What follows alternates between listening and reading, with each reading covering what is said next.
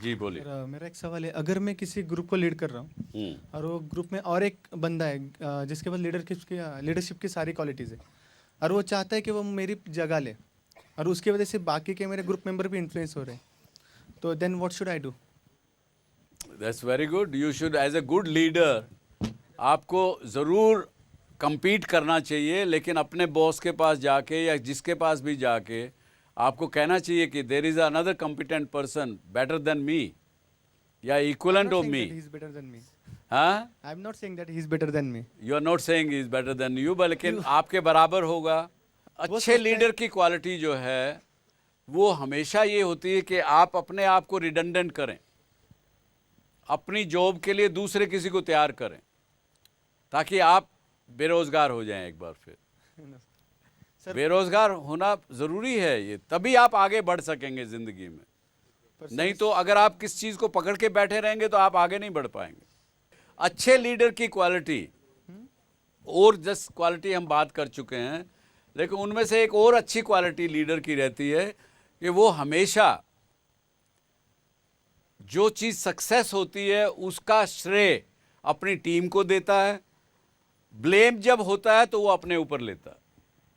ये एक लीडर की क्वालिटी है। सर मेरा सवाल ये है कि अगर आप एक डिसीजन लेना चाहते हो जो आपके हिसाब से सही है और आपके दूसरी ओर आपके सारे फॉलोअर्स सोचते हैं कि वो डिसीजन आपके लिए गलत है, तो आप उनके खिलाफ जाके वो डिसीजन लेना पसंद करोगे या फिर उनके साथ जाके अपने खिलाफ जाके डिसीजन नहीं लेना पसंद करोगे?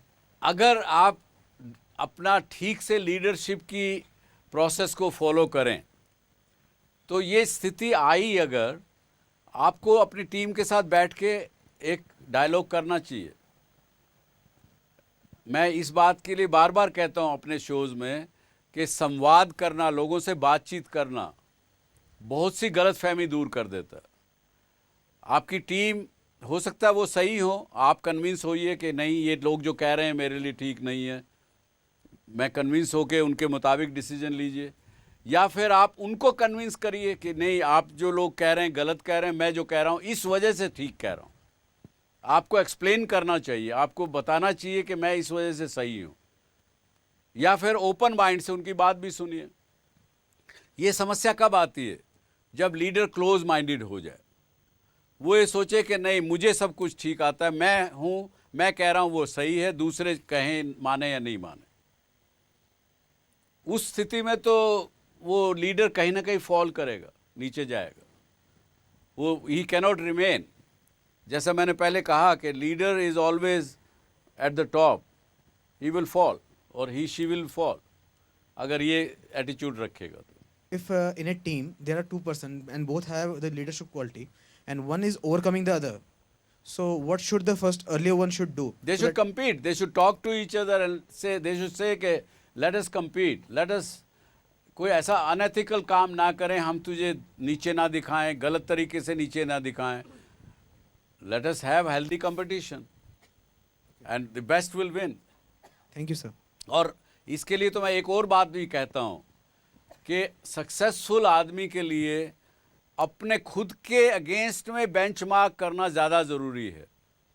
अगर मैंने आज कुछ अचीव किया है तो मुझे अपने आप को ही कहना चाहिए कि मुझे इससे ज़्यादा बड़ा बेंचमार्क अचीव करना। Competing with self is much bigger competition than competing with others. I want to ask what is more important to be a good leader, a performance, his own performance or performance of his subordinates? Performance, sum total of performance of everybody is his performance. उसके subordinate की performance ज़्यादा ज़रूरी है क्योंकि सबकी जो performance होगी वो खुद की होगी। लेकिन जहाँ लीडर अपने आप को परफॉर्मर अच्छा दिखाने की प्रयास करेगा, अपनी टीम से अगर वो compete करेगा तो वो अच्छा लीडर नहीं रह जाएगा। एक और दूसरे उदाहरण से समझें आप।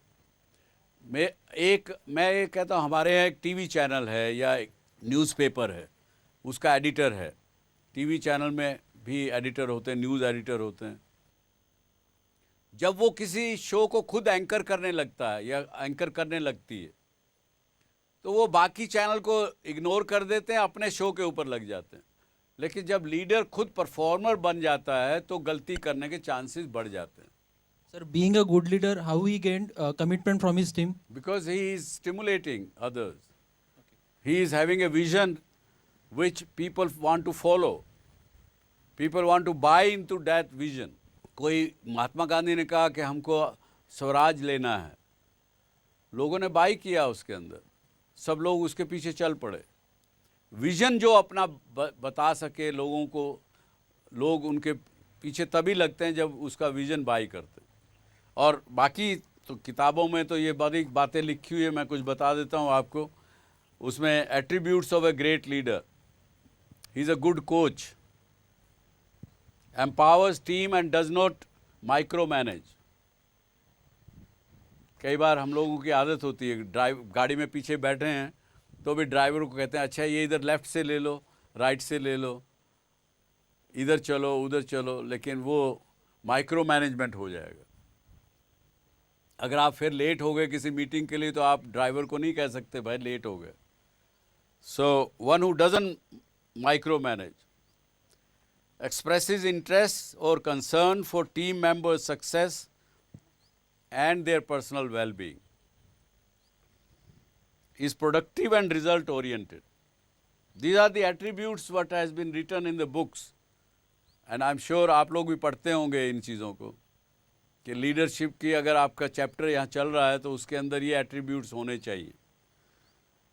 Helps with career development of the others. Has a clear vision or strategy for the team, has important technical skill that helps him or her advise the team, should be capable, should be having technical capabilities to advise and lead the team. So ये कुछ attributes हैं एक अच्छे leader के.